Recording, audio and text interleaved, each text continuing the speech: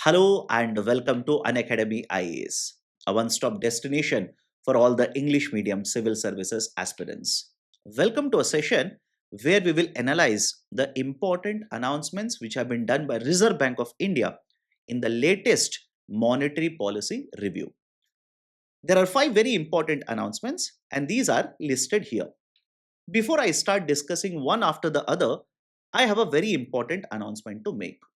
Those who are aiming to clear the civil services examination 26 and 27, the courses are available at a discount of 60%. And if you use the IAS English code, you will also get a free extension of your course by 12 months. So those who are interested, please do check out by clicking on the link provided in the description below. Let me start the discussion. The first very important announcement is regarding securitization.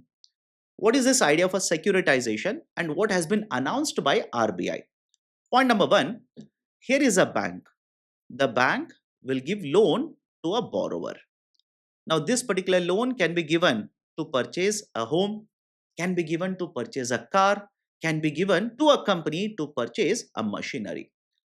But the fact of the matter is that the borrower doesn't repay the loan immediately over a period of time in the form of EMI, equated monthly installments, the loan is repaid. But what if the bank wants to generate money today? It doesn't want to wait for, let's say, 10 years or 15 years. There is a particular process that the bank can generate money today itself on these assets using a process called as securitization. Let me explain. The bank will basically pool all such assets into one group.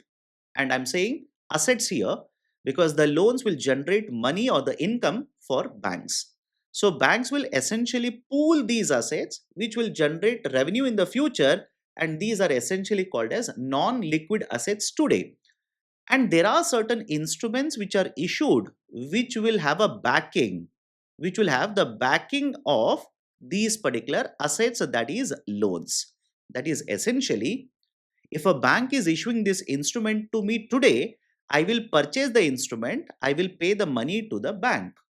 The bank is generating money today. It doesn't have to wait for 10 years to get the money. But the investor will invest in these instruments because the loans which are repaid by the borrowers are generally used to repay to the investors here. This process of basically monetizing the value, generating value on non-liquid assets is called as securitization. And this is not a new model, by the way. Currently under the SURFACE Act, the asset reconstruction companies, that is the ARCs, use the model of securitization. But what Reserve Bank of India now has announced is we will leverage this particular model, create a market, promote securitization in the context of non-performing assets. That is essentially those assets which are not generating revenue for the bank today. So this is the first very important announcement. Second very important announcement associated with co-lending. What is this model of a co-lending? Right now, please understand, the co-lending model is allowed between two financial institutions.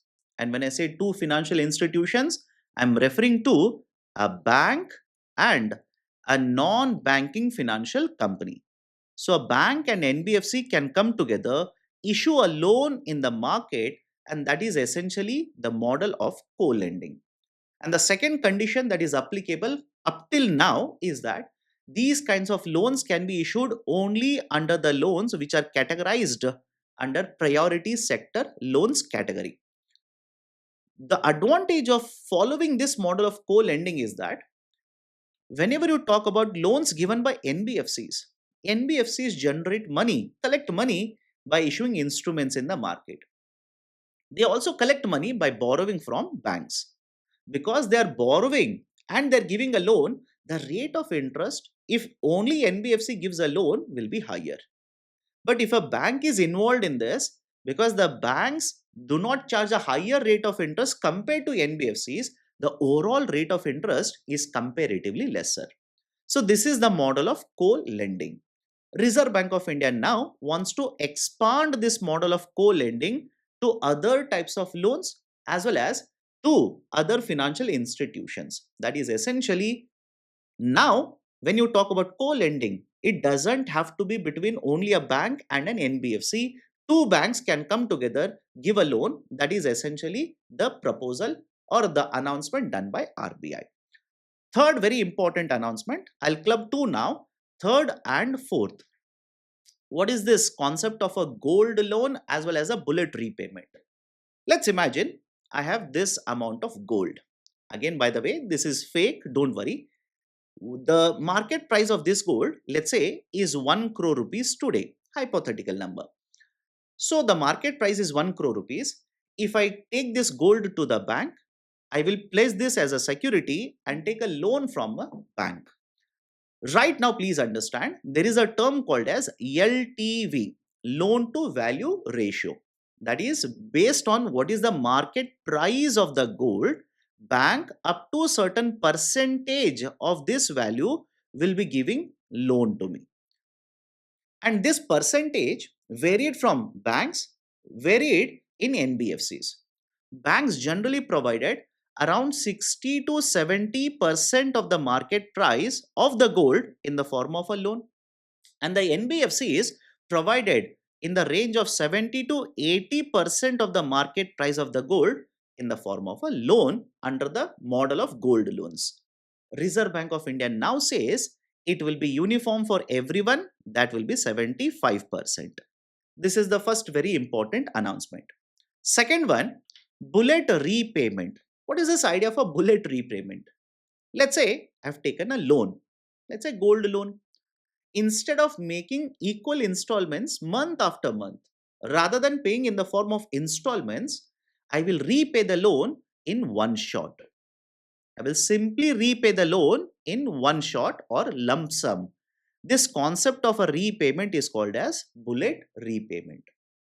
Reserve Bank of India now says bullet repayment shall be available for a maximum duration of 12 months only. That is, the loan duration has to be, or the duration of this loan, gold loan, has to be 12 months.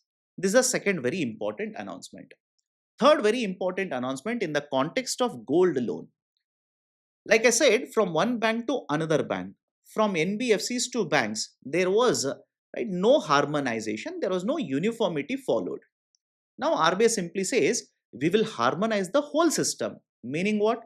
What is the maximum value of the gold loan that you can provide? Let's have a guideline. What kind of process you will follow to test the quality of the gold? This is called as assaying process. Let's have a standard for that.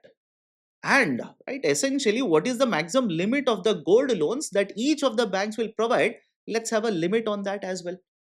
In addition to all of this, when the gold loan is provided, the amount can be used for consumption purposes, and the amount of loan can be used for investment purposes. Right now, there is no guideline for the bank to identify whether it is for a consumption or investment purpose. RBI now says, let's put in place a guideline to find out whether the gold loan is for investment or consumption purpose.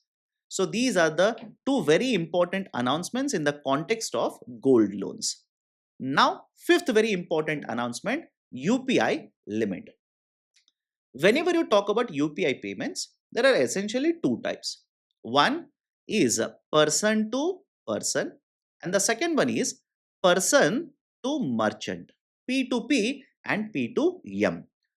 The limit, maximum limit per day where you can transfer the amount using UPI is 1 lakh rupees in majority of the cases. But the Reserve Bank of India simply says this kind of a limit will hinder certain types of transactions in the market. For example, let's say I want to make a payment of 1.5 lakh rupees for tuition. In fact, you must have seen this. Lot of these particular tuition fees, even for kindergarten or first standard, second standard, is in the range of 2 lakh rupees. So if I want to make a payment, let's say for education purposes, or let's say healthcare purposes, or for that matter, let's say insurance purposes, the limit is 1 lakh. I will not be able to make the payment beyond 1 lakh. And I do not want to exhaust 1 lakh in only one transaction. So what I'll do is I'll essentially not use UPI, I will use other methods to make payment. So what does RBI recommend here? RBI is telling NPCI, National Payments Corporation of India now, certain types of transaction, let's say P to M transaction, in such cases, can we increase the limit?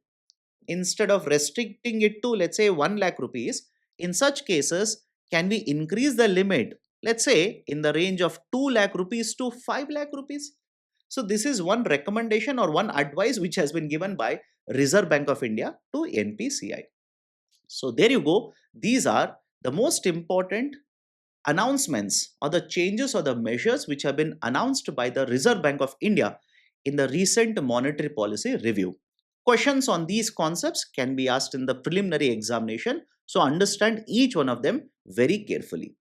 If you like this initiative, do hit the like button, and if you're yet to subscribe to our YouTube channel, kindly do it right now. Thank you. Have a great day.